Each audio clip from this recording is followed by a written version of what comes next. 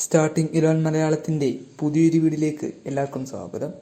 ആദ്യ മത്സരത്തിൽ പഞ്ചാബ് എഫ്സിക്കെതിരെ പരാജയപ്പെട്ടിരിക്കുകയാണ് കേരള ബ്ലാസ്റ്റേഴ്സ്. ഒരുപാട് നിരാശപ്പെടുത്തുന്ന പ്രകടനങ്ങളാണ് മത്സരത്തിൽ ബ്ലാസ്റ്റേഴ്സിന്റെ ഭാഗത്തു നിന്ന് ഉണ്ടായത്.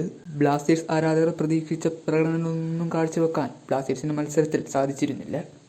ഈ മത്സരത്തിൽ ബ്ലാസ്റ്റേഴ്സിന്റെ ടീം വർക്ക് വളരെ മോശമായിരുന്നു. ഒരുപാട് നല്ല കൗണ്ടർ അറ്റാക്കുകളും അറ്റാക്കിംഗ് മെന്റാലിറ്റിയുള്ള ഗെയിമോ കളിക്കാൻ ബ്ലാസ്റ്റേഴ്സിന് സാധിച്ചിരുന്നില്ല. അതിൽ പക്ഷേ ഫോർമേഷനിൽ വന്ന മാറ്റങ്ങളുണ്ടാകാം ബ്ലാസ്റ്റേഴ്സിന് മോശം പ്രകടനങ്ങൾ കാഴ്ചവെക്കാൻ കാരണമായത്. ക്യാപ്റ്റൻ അഡ്രിയാൻ ലൂണയുടെ അഭാവവും ബ്ലാസ്റ്റേഴ്സിനെ മധ്യനിരയിൽ നന്നായി ബാധിച്ചു. ഇനി ബ്ലാസ്റ്റേഴ്സിന്റെ മത്സരം ഈ വരുന്ന ഞായറാഴ്ച കൊച്ചിയിൽ ഈസ്റ്റ് ബംഗാളിനെതിരെയാണ്.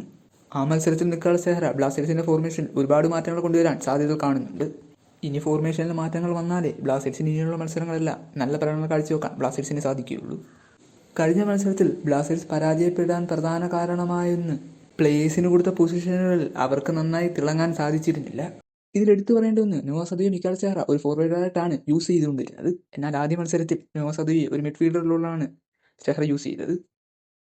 താരത്തിന് ആ ഒരു റോൾ നന്നായി കൈകാര്യം ചെയ്യാൻ സാധിച്ചിരുന്നില്ല. എന്നാലും നോവ സദു തൻ്റെ 100% മത്സരത്തിൽ കാഴ്ചവെച്ചു. ഒരുപക്ഷെ അഡ്രിയാൻ ലൂണ ഇല്ലാത്തതുകൊണ്ടായിരിക്കും നോവ സദുയെ ബാക്കിലേക്ക് ഇറക്കിയത്.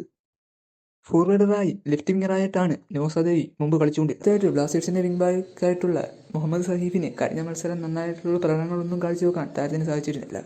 ഒരുപക്ഷെ സഹീഫിന് പകരം ഐബൻ ഡോലിങ്ങിനെ അടുത്ത മത്സരത്തിൽ സെഹ്റ ഉൾപ്പെടുത്താൻ സാധ്യത കാണുന്നുണ്ട്. അതൊരു നല്ല ഓപ്ഷൻ തന്നെയായിരിക്കും. അതുപോലെ മുന്നേറ്റത്തിൽ ക്വാമി പെപ്രയ്ക്ക് പകരം ജീസസ് ജിമിനസും വരാൻ സാധ്യതകൾ കാണുന്നുണ്ട്. കഴിഞ്ഞ മത്സരത്തിൽ ജീസസ് ജിമിനസ് ഒരു ഗോൾ അടിച്ചതും നല്ലൊരു സൂചന തന്നെയാണ്. താരം ഗോൾ അടിക്കാൻ തുടങ്ങിയത് ബ്ലാസ്റ്റേഴ്സിനെ മുന്നേറ്റത്തിൽ നല്ലൊരു കരുത്ത് തന്നെയാണ്. അങ്ങനെയാണെങ്കിൽ മുന്നേറ്റത്തിൽ രാഹുലിനെ ഒരു സെക്കൻഡ് ഹാഫിൽ സെഹ്റ യൂസ് ചെയ്യാൻ സാധ്യത കാണുന്നുണ്ട്. മുന്നേറ്റ നിരയിലെ താരങ്ങൾ. മധ്യനിരയിൽ വിപിനും ലൂണയും അസറും നല്ല ഓപ്ഷൻ തന്നെയാണ്. അത്യാവശ്യം നല്ല ബോൾ ഹോൾഡ് ചെയ്യുന്ന താരം തന്നെയാണ് വിപിൻ. കഴിഞ്ഞ മത്സരത്തിൽ ബ്ലാസ്റ്റേഴ്സിന്റെ ആദ്യ പകുതിയിൽ ഇല്ലാതെ പോയതും അതാണ്. മിഡ്ഫീൽഡിൽ പന്ത് ഹോൾഡ് ചെയ്യാൻ താരങ്ങളില്ലാതെ പോയി. ഇനി അടുത്ത മത്സരത്തിൽ ബ്ലാസ്റ്റേഴ്സിന്റെ ഫോർമേഷൻ തന്നെ ഒരുപാട് നല്ല അടിച്ചുപണി സെഹ്റ ചെയ്യുമെന്നത് യാതൊരു സംശയമില്ല. ഈ മാറ്റങ്ങളെല്ലാം ഉൾപ്പെടുത്തി മികച്ച തിരിച്ചുവരവ് ബ്ലാസ്റ്റേഴ്സ് വരുമെന്ന് പ്രതീക്ഷിക്കാം. ഇതുപോലെ വീഡിയോകൾക്കായി നമ്മുടെ ചാനൽ സബ്സ്ക്രൈബ് ചെയ്യുക. എന്നാൽ നമുക്കിനി മറ്റൊരു വീഡിയോയിൽ കാണാം.